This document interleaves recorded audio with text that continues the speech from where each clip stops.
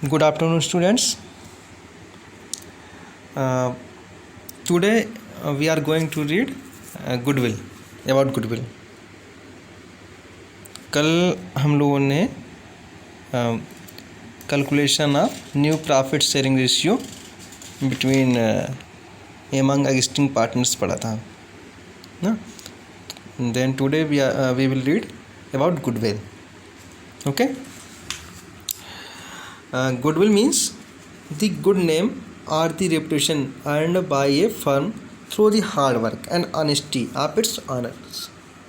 Means goodwill is the reputation enjoyed by the business which is reflected in the business having larger number of customers, resulting in high turnover and high profits.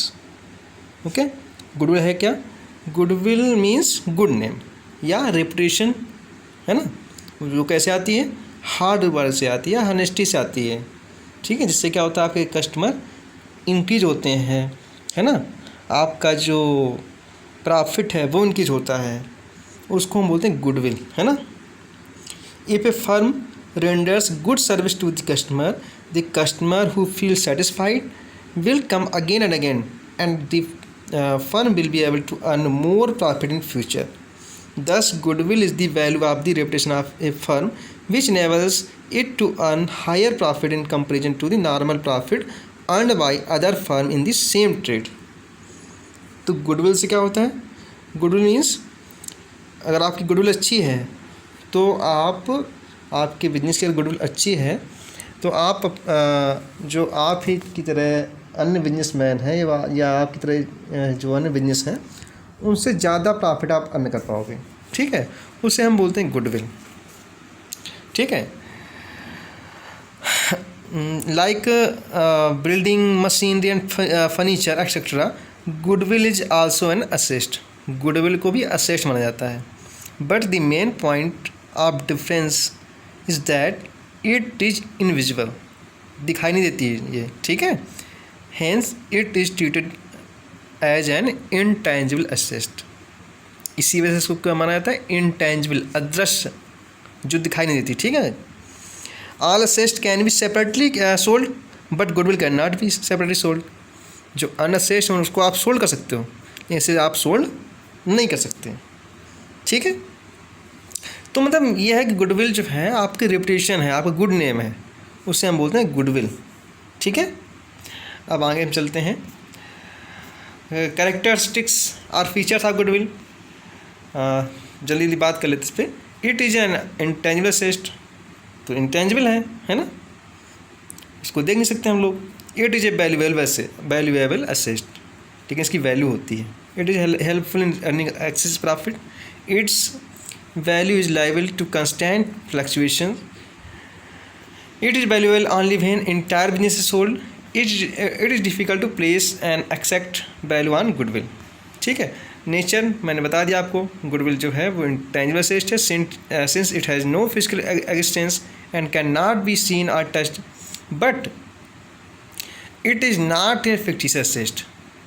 ये fictitious asset नहीं है, because fictitious asset do not have a value where is goodwill has a value. Fictitious means जो asset जो real में asset नहीं, उनको ऐसी asset जो रियल में असेस्ट नहीं है लेकिन उनको असेस्ट मान लिया जाता है. ठीक है.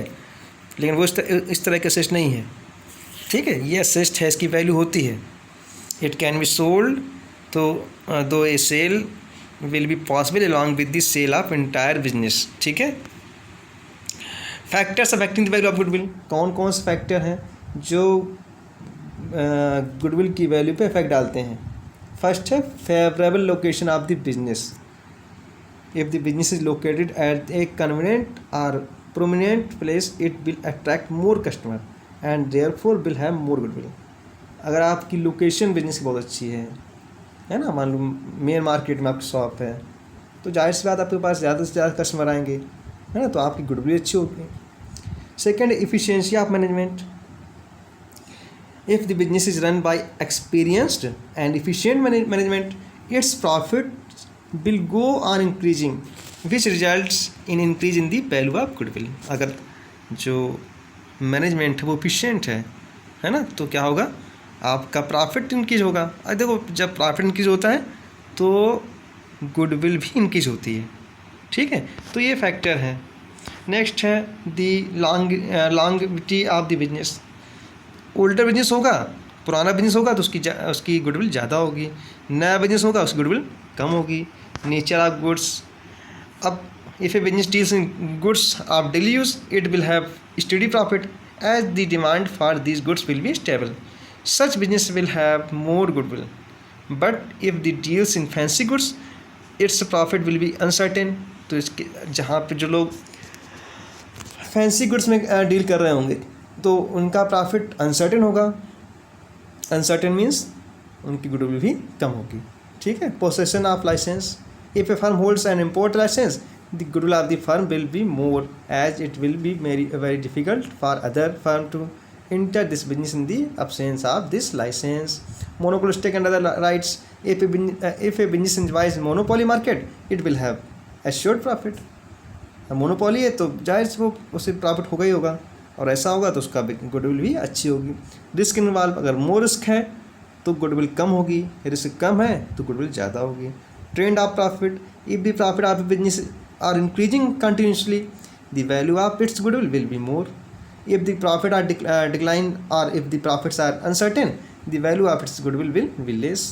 Future competition, फ्यूचर में कंपटीशन होने की पॉसिबिलिटीज़ है तो आपकी गुडविल जो है रिड्यूस होगी, ठीक है। अगर कंपटीशन होने की पॉसिबिलिटीज़ कम है तो गुडविल इंक्रीज करेगी। Capital required, the amount of capital required for a business will also influence the value of goodwill. If the business enterprise earn the same rate of profit the business with lesser capital requirement shall enjoy more goodwill. मान लो ऐसा business है, दो business ऐसे हैं जहाँ पे आप एक में क्या आप कम पैसे लगा के उतना ही प्रॉफिट कर रहे हो और दूसरे में आप ज़्यादा कैपिटल इन्वेस्ट करके उतना ही प्रॉफिट कर रहे हो। जैसे आपने 5 लाख की जगह लगाया 1 लाख अर्न किया, एक में 4 लाख लगाया 1 लाख अर्न किया। तो जिसमें 4 लाख लगा के आपने 1 लाख अर्न किया है, कम इन्वेस्ट करके आपने उतने ही प्रॉफिट अर्न किया है, तो उस बिजनेस की गुडविल ज़्यादा होगी। Other factor, good industrial relations, favourable government regulation, stable political conditions, ये सारे फैक्टर्स हैं, ठीक है। गुडविल को क्लासीफाई किया जाए तो दो तरह की गुडविल है, परचेज गुडविल और सेल्फ जनरेटेड गुडविल और इनहेरेंट गुडविल। एक तो होता है जो हम गुडविल परचेज करते हैं और एक हमारी खुद की गुडविल जो जनरेट करते हैं, ठीक है। जैसे आप लोग देख लीजिएगा। हम बात करते हैं methods of valuation of goodwill. ये आपके एग्ज़ाम में आने लायक है, आता ही है, ठीक है। अभी तो मैं थ्योरी आपको बता रहा था, तो इसकी हम बात करते हैं। Methods of valuation of goodwill. It is very difficult to assess the value of goodwill as it is an intangible asset. In case of sale of a business, its value depends on the mutual agreement between the seller and the purchaser of the business. Usually there are 3 methods of valuing goodwill. तो 3 method हैं, ठीक है। Average profit method, super profit method and capitalisation method. मैं अभी बात कर लेता हूँ इसकी, फिर इसके बाद मैं आपको न्यूमेरिकल लगा के दिखाता हूँ, ठीक है। पहले बात करते हैं एवरेज प्रॉफिट मेथड की। Average profit method means this is a very simple and widely followed method of valuation of goodwill. In this method, goodwill is calculated on the basis of number of past years profit. Average of such profits is multiplied by the agreed number of years to find out the value of goodwill. Thus, the formula is value of goodwill is average profit into number of years of purchase. इसमें क्या करना है, आपको average निकाल लेना है। कुछ जो पिछले ईयर्स के कुछ प्रॉफिट होंगे, जैसे 5 ईयर्स लास्ट 5 ईयर्स के प्रॉफिट दिए होंगे या 5, 3, 2 कुछ भी दिया होगा, उन प्रॉफिट्स को ऐड कर लेना और जितनी ईयर का प्रॉफिट उसे डिवाइड कर लेना है, ठीक है। और नंबर ऑफ ईयर दिया होगा उसका इंटू कर लेते हैं, वो गुडविल हमारी निकल आती है।